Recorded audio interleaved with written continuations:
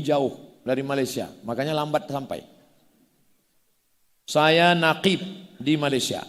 Bagaimana cara membayar hutang puasa Ramadan selama 2 bulan yang pernah saya tinggalkan? Orang Ramadan 1 bulan, dia 2 bulan. Man mata, siapa yang mati, wa alaihi siyamun, punya hutang puasa, soma anhu waliyuhu, maka wali, ahli warisnya wajib menggantikannya. Kalau saya mati meninggal dunia, saya punya hutang puasa 2 bulan, maka ahli waris saya, anak saya wajib menggantikan puasa saya. Begitu kata Imam Sun'ani dalam kitab Subulus Salam, Syarah Bulughul Maram. Apa kata Imam Al-Baihaqi? La khilafa, tidak ada ikhtilaf di antara ulama. Lalu bagaimana dengan mazhab Syafi'i yang mengatakan amal badan tidak sampai, amal sedekah sampai, tapi ini amal badan, ini puasa ini kan amal badan, sampai apa tidak? Dijawab oleh Imam Al-Baihaqi, sampai, karena Imam Syafi'i berkata, in sahhal hadis fahuwa madhhabi. Kalau kamu dapati hadis yang sahih, maka itulah mazhabku. Sahih hadisnya, man mata, siapa yang mati, wa alaihi siyamun, punya hutang puasa, sama anhu waliyuhu, maka ahli warisnya melaksanakan puasa untuknya. Jangan sampai mati dalam keadaan meninggalkan hutang puasa. Nah, bagaimana cara mengqadha, mengganti puasa yang tinggal? Imam Abu Zakaria Al-Ansari dikutip oleh Syekh Atiyah Saqar dalam kitab Fatawa Al-Azhar, kumpulan fatwa-fatwa Al-Azhar. Perempuan yang mengqadha puasa 6 hari di bulan Syawal otomatis dapat pahala puasa 6 sebagai keringanan, busra, kabar gembira.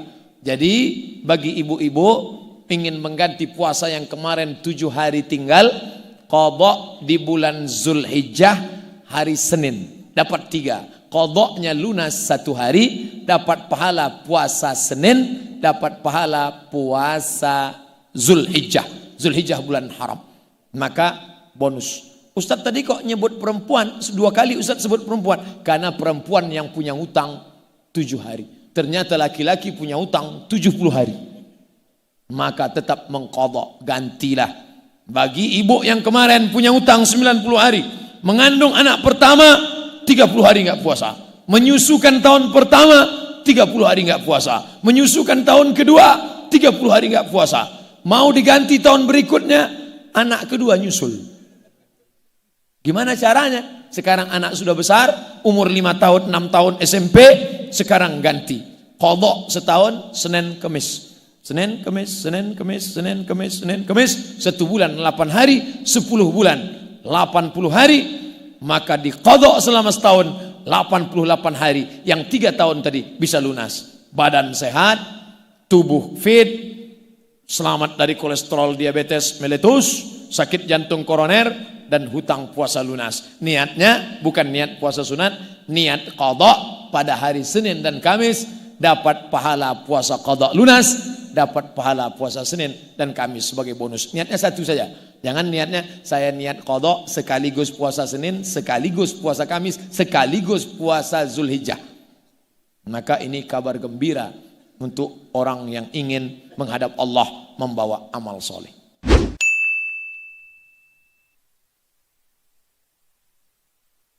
Kalau mau haji antriannya 25 tahun. Apa boleh umroh 2 kali, niatnya ganti haji?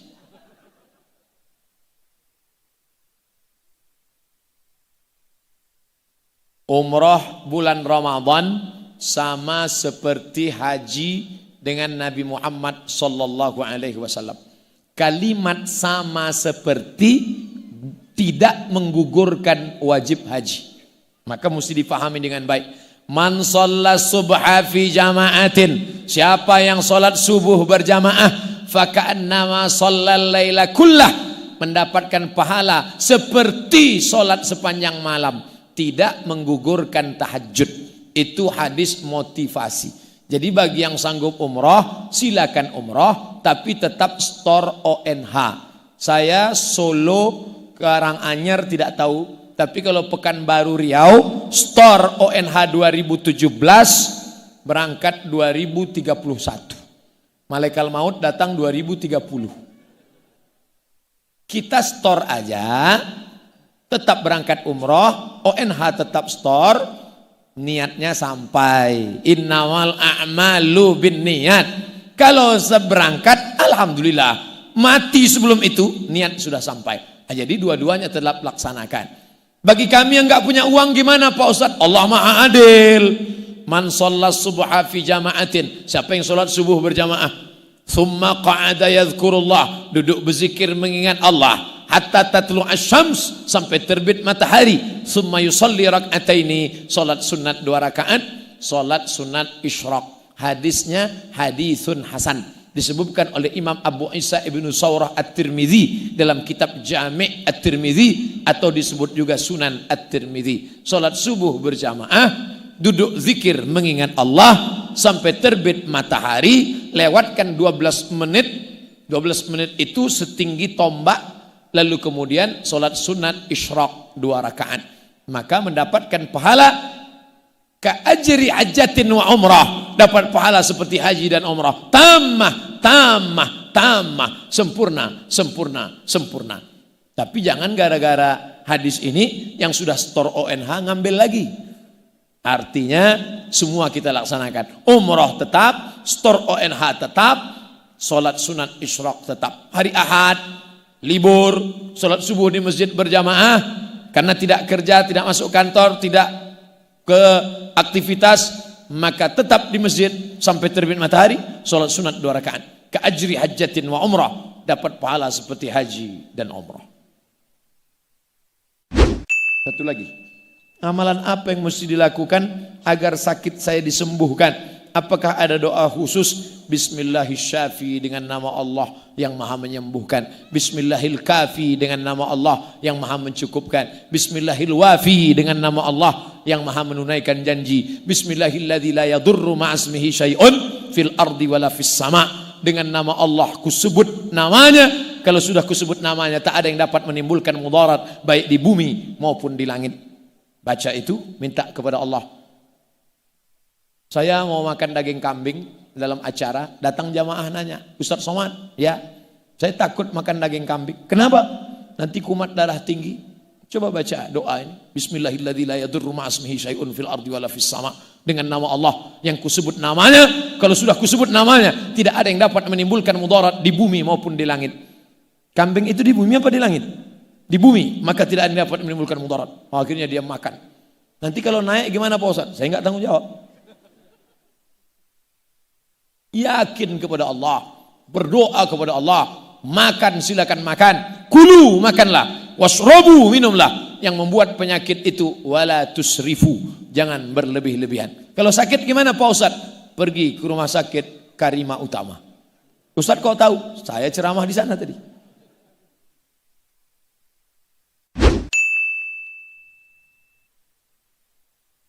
Saya baru meyakinkan diri saya untuk hijrah menjadi lebih baik sejak akhir Ramadan kemarin. Syawal, Zulqa'dah, Zulhijjah, baru 3 bulan. Sebelumnya saya sering berbuat maksiat, tapi yang saya rasakan untuk hijrah itu sangat sulit. Loh, balasannya surga, ya sulit. Kalau mudah balasannya kipas angin.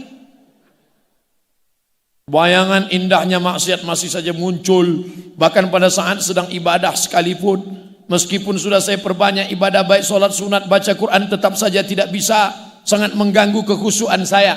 Ini sudah janji setan. La'atiyannahum min baini aidihim, aku akan datangi mereka dari depan, wa min khalfihim dari belakang, wa an aimanihim dari kanan, wa an syama'ilihim dari kiri. Setan datang dari 4 penjuru, depan, belakang, kanan, kiri. Makanya melontar jumroh 3 kali. Jumroh ula, jumroh wusta, jumroh aqobah 3 hari. Tanggal 10 aqobah saja, ula, wusta, aqobah 11, 12, 13. Itu bukan melempar setan. Ini banyak.